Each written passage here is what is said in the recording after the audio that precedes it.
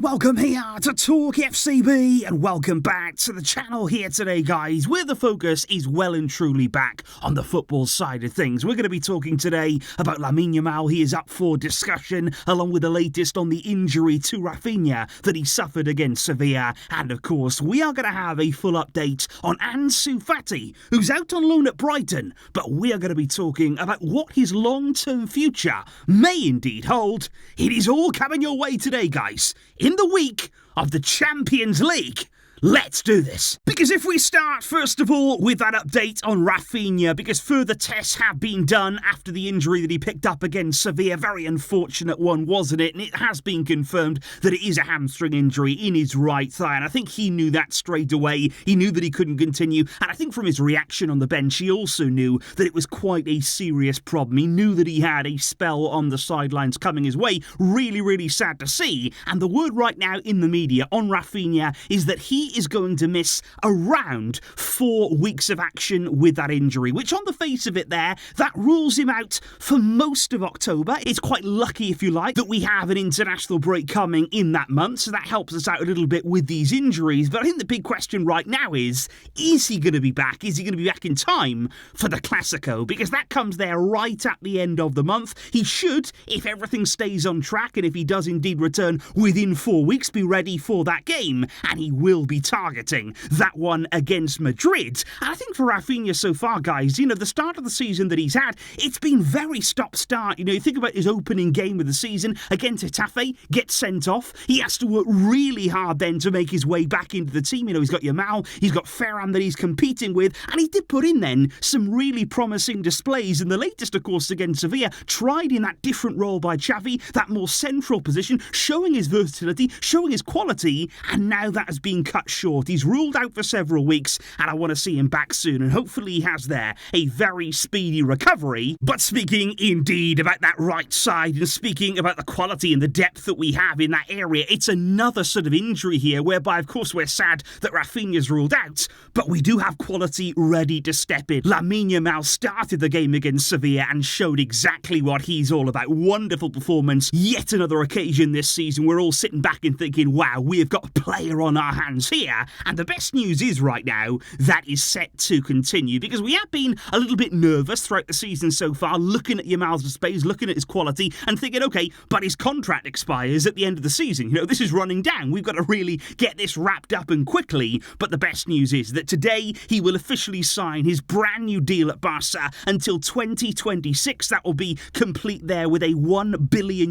release clause. And the club have actually had that agreement with Yamal for several months now, since back in the summer, but it will be signed and officially sealed today. And you may be thinking, though, a deal until 2026, it's not a long-term deal. Could we have done more to tie him down for longer than that? But there's a big reason for that. That is because Yamal is still only 16 years old. And due to the rules in football, the renewal that we've actually given him there until 2026, that is the maximum extension that we're legally allowed to offer. So that was all that we could do now. But don't fear, because the really encouraging news right now coming out of the Catalan media is that Barça have already reached an agreement. It's already there in place with Yamal, that once he turns 18 then, once those rules will indeed pass, in 2025, he will then be renewed for another 5 years at this club until 2030, securing his long-term future at the club. And apparently that is a renewal that has already been signed in private. So that would be a really, really big deal for us,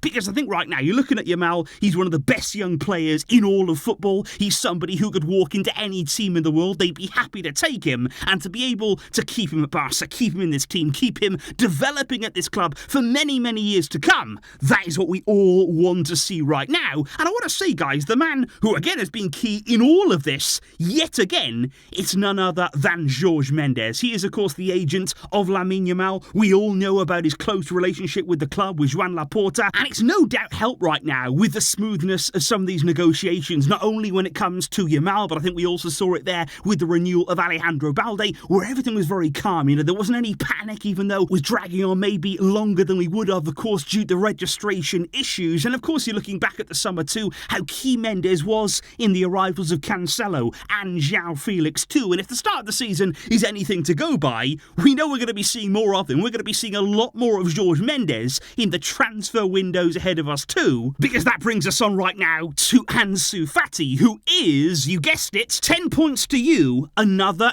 Jorge Mendes client, because Ansu has really been in the headlines over the course of the weekend, and that started when he scored his first goal in the Premier League there with Brighton. He got it from a close range finish, and it was a shame that on Saturday Brighton just happened to concede 6. That wasn't ideal for the team, but great to see Ansu there off the mark, and I think he's going to get a lot of opportunities this season. I think right now he's still finding his feet, he's still working his way in to Brighton's team, and don't forget as well, Brighton this year, they're in the Europa League, the first time in their history they're in Europe, and Ansu as well will be getting more European experience. But it was interesting to see, I feel, that after Ansu Fati scored that first goal, there were quite a few sort of responses in the Catalan media about Barca's view on him right now, because they are saying right now in the media that Barca are hoping that Ansu Fati impresses in the Premier League. They're hoping right now that he can shine, show his quality there, but not because of a return to the club. The feeling in the media right now is that Barca want Ansu to shine. They want him to raise his value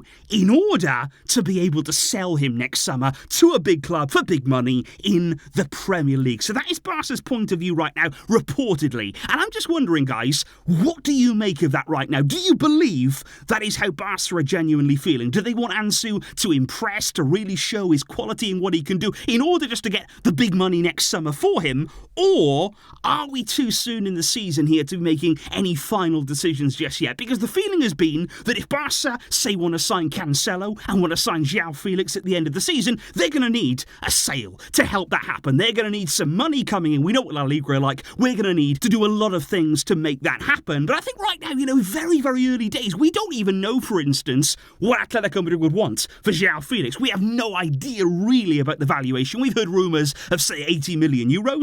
But if he does better, it could be more. If he doesn't do as well as we've seen him start, it may go down. So we don't really know where we are yet. And above all else, there's a long, long season to come here. We don't know what Ansu is going to do in the Premier League. He could absolutely tear it up. He could go absolutely mental with goals and be scoring hat-tricks every week. We don't know. We also don't know what the two Joãos are going to do for the rest of the season right now. So I just think it's very early on. We've got to wait and see how the dust settles, wait and see how all of these players go and perform, and not really make any final decisions yet. Don't really set anything in stone because we are still early in the season. But do let me know, guys, on the face of it right now, looking at Ansu, looking at where he is in the Premier League with Brighton, would you like to see him come back? Is that the aim, do you feel, from the club to get him back in next summer and see how he does? Or do you still see him departing the club? Do you think that he may not find his way back into Barca colours? Do let me know all of that in the comments down below today, and of course your thoughts as well on Lamine Yamal and indeed Raphinha's injury. I will see you tomorrow. That's the big day for all of the Barca versus Porto builder. That is a big game for Barca in the Champions League.